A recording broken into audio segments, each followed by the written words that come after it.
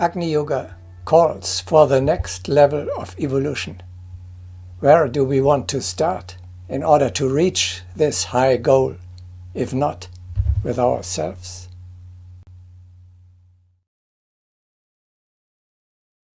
The success of perfection begins with self-perfection.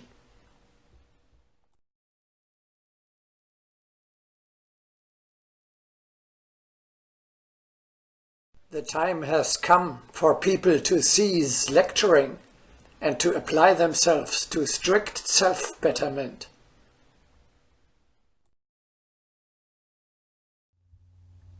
It is not the world that is bad, but man. Coarseness, cruelty, and selfishness are not somewhere out there in the world, but within ourselves. Here they have to be fought.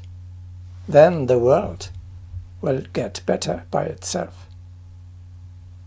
The world will only become enlightened, harmonious, peaceful, beautiful, and just if you and I, the people who control it, are enlightened, harmonious, peaceful, beautiful, and just.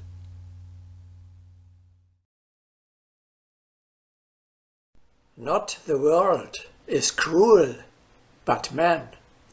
Not the world proves unjust, but man. The purification of the consciousness is the great task on the path to the fiery world.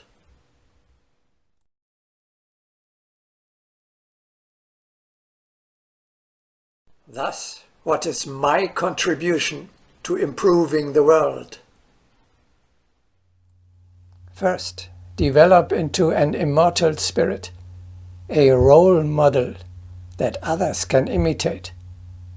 The superior type of the new man of the sixth race must and will spread, like bipeds, among four-legged creatures.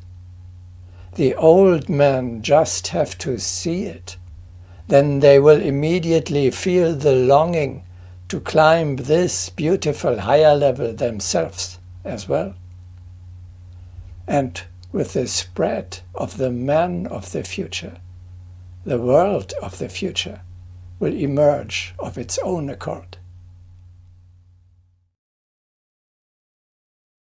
You yourself must be the change you wish to see in the world.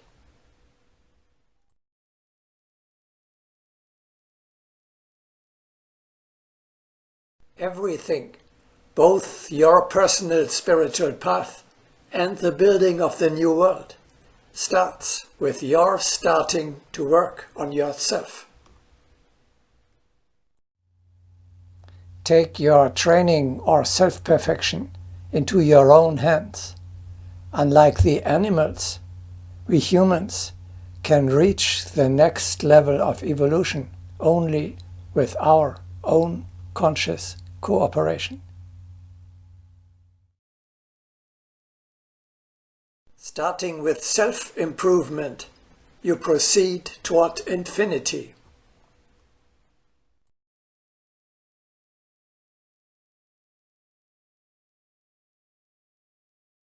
Each step of life must be considered as being indispensable for self-improvement.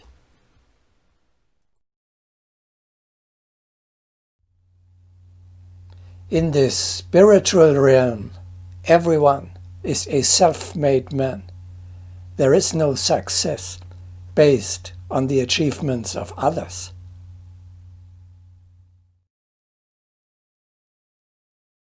Self-education is a manifestation of synthesis.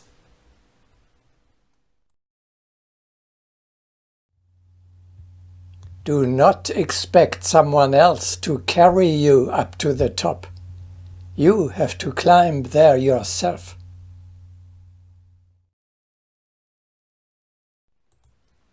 The average man and woman is prone to believe he has only to wait long enough to have the secrets of occultism pertaining to psychic and spiritual development unveiled, and to be able to avail himself of all such advantages without special effort on his part.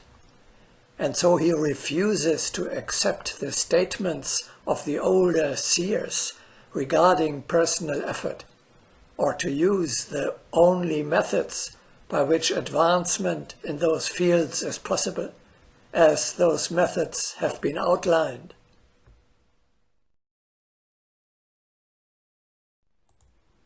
For they invariably call for a greater amount of self-sacrifice than he feels willing to make. But this is where he makes his great mistake, for he never can attain to the understanding or use of the only powers that will differentiate him from others in the mediocre degrees of life by means of the effort of others.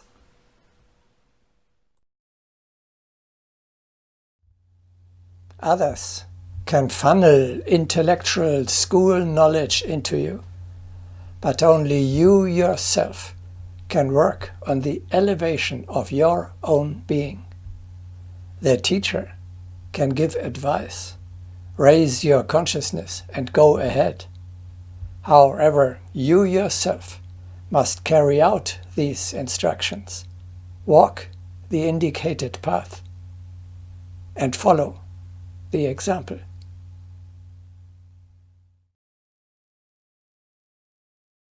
I say to you, follow me, for I cannot carry you, and I point you to the milestones along the path which I have traveled.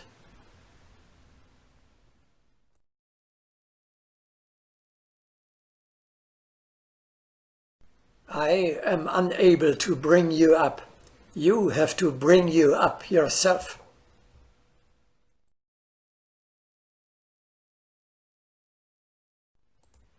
No savior, no master or adept in the heavens above or the earth beneath can carry a man farther up the path to the gods than his own will allows. All that a master can do is to point out the steps, endeavor to show the disciple how he can obtain the spiritual nourishment he will require on his journey.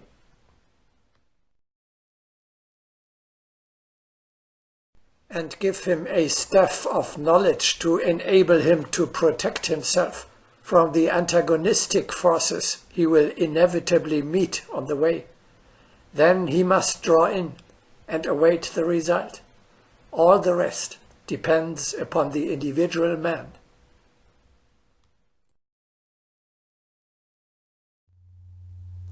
Walking the path of self-perfection is of paramount importance at a time when not only children and dogs are badly brought up, but also adults, because they have lost the consciousness of their mission to shape themselves according to an ideal and to gradually grow greater. Beware of indulging too much in high ideas. If you shy away from the tedious work of self-education, of the incarnation of your high thoughts, then you will not change.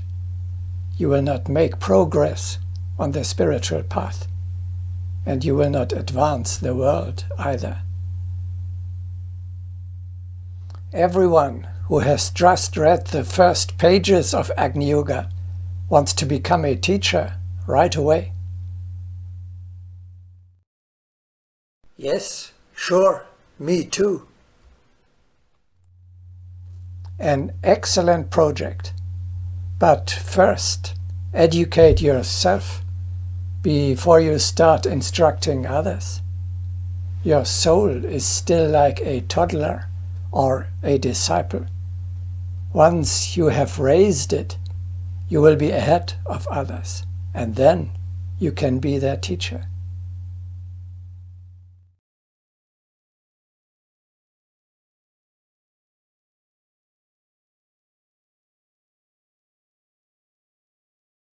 What is the difference between worldly and spiritual education?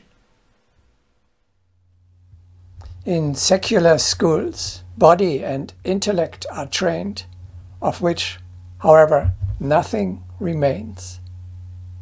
The spiritual education focuses on the accumulations of your eternal individuality, which you will retain permanently on your infinite path, far beyond the material level. At its next incarnation, your soul will bring back to earth whatever it has appropriated today.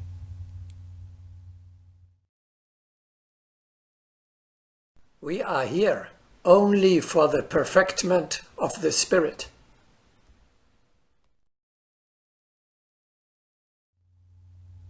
You are granted the opportunity to enrich this treasure during this lifetime. You may increase your true wealth.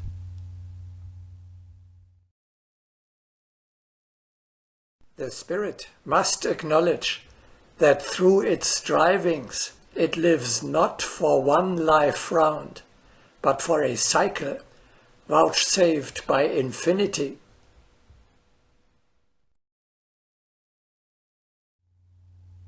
The education we are talking about today does not concern the outside, but the inside of man. For this, completely different rules and methods apply than you were used to before. Everything mechanical concerns only the outer man and cannot reorganize the inner man, and therefore is worthless.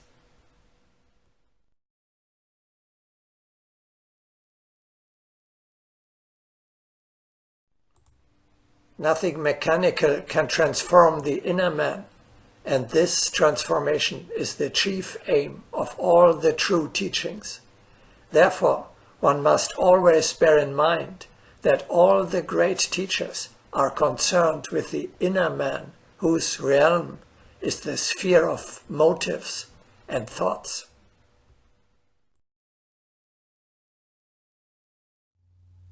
The feat of striving for perfection is an inner process.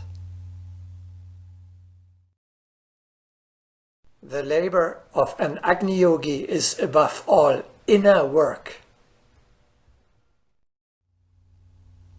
You are educating your inner being, your true, higher, eternal self, so that it becomes a co-worker or a disciple of the brotherhood, a teacher, master, king of the spirit, healer, or spiritual warrior. That means a great soul. Regardless of the external position which your transient personality occupies in the current short earthly life. This work on your consciousness is much more important than the worldly labor which you have to carry out at the same time.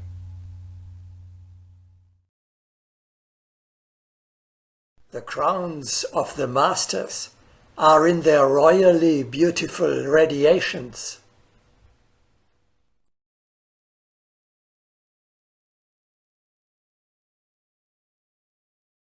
Some think that chastisement of spirit and body are necessary, but we say achievement of spirit is needed, and this fiery quality is attained only through the inner fire of the heart.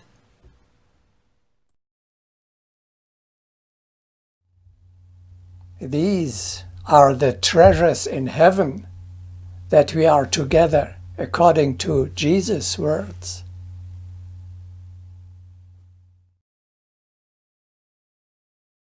Lay not up for yourselves treasures upon earth, where moth and rust doth corrupt, and where thieves break through and steal.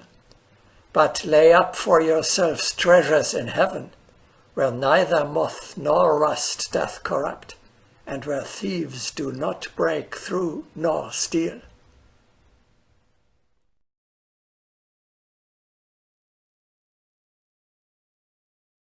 You yourself are to get greater.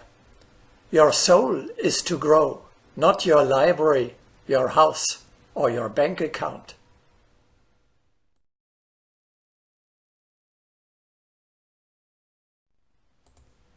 As you ought to notice, Agni Yoga requires, first of all, a spiritual development. Without it, all other indications and secondary measures are useless.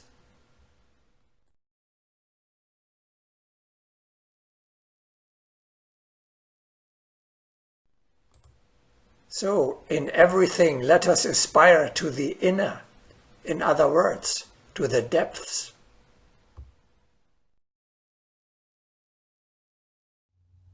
We remember, you are shaping your eternal individuality like a work of art.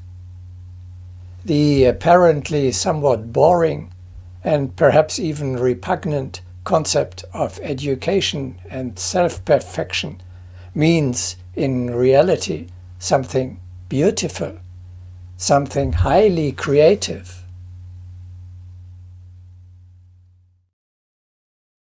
You are toiling every day, every moment, to make this work of art, your own true self, greater, stronger, and more beautiful.